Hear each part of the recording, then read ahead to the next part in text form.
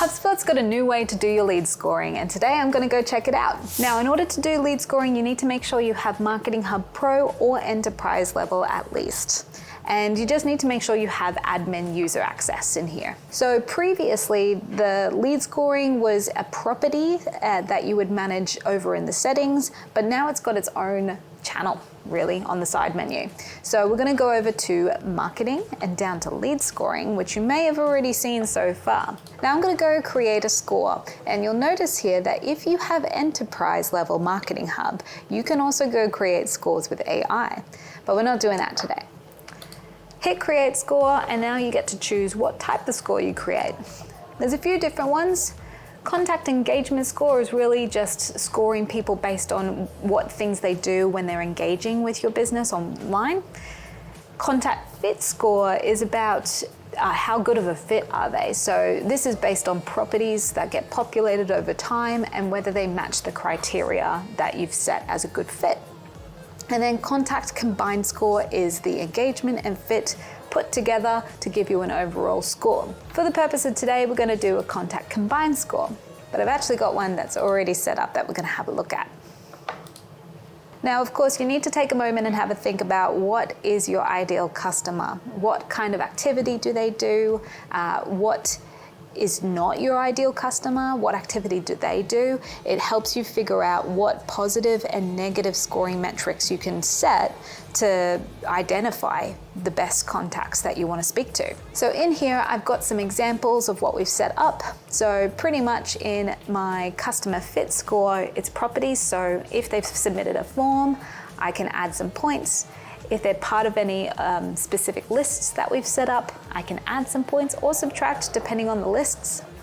And if they have a job title that is director or CEO, someone that I think is going to be a really good person to speak to, we can give them some additional points.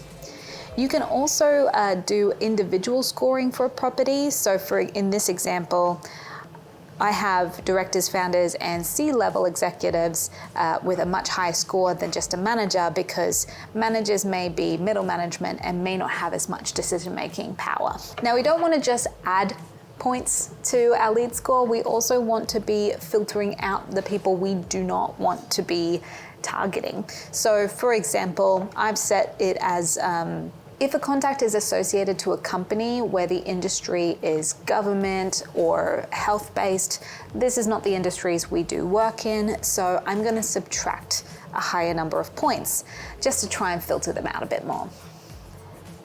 Moving down to the marketing engagement score, so this is just activity that they're going to be doing and how they engage with you over time. So for example, if they have submitted a form in the last day or so, I'm going to give them some points.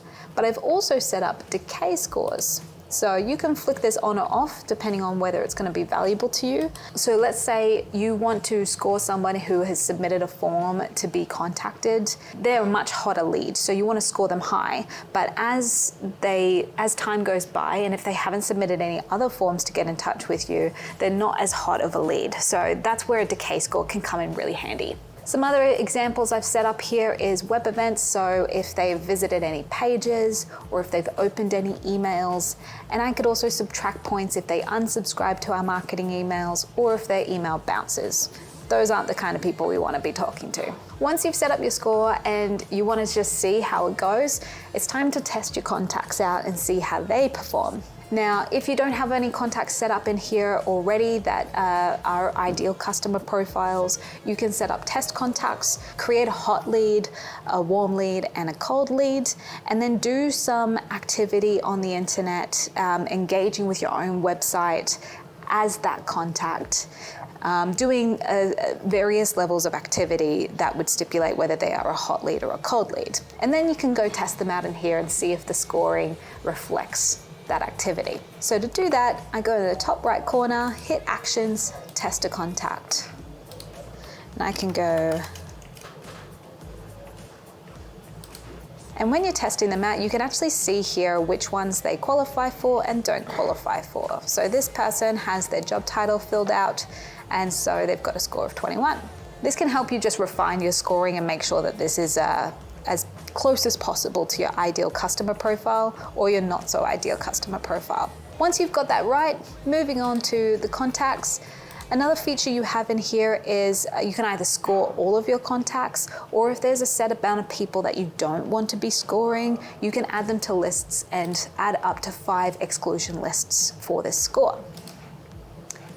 Over in the settings, you can also manage your thresholds. So in here, definitely recommend looking at the knowledge base article on lead scoring, because this will show you how the thresholds work and basically the color coding that they give on these lead scores, which can give you a much better understanding on what would make a hot lead, warm lead, and cold lead, and help you set those scoring thresholds.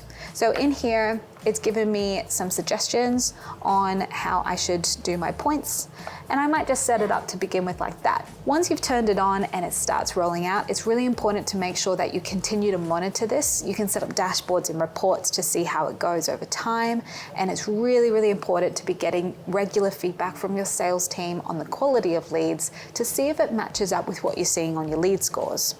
Over time, if you're doing that, you can make those adjustments until you get it right, but no lead score is going to be perfect to begin with. So as long as you keep doing those tweaks, you'll be in good hands. And that's it on lead scoring. If you do have any questions on this, drop it in the comments below.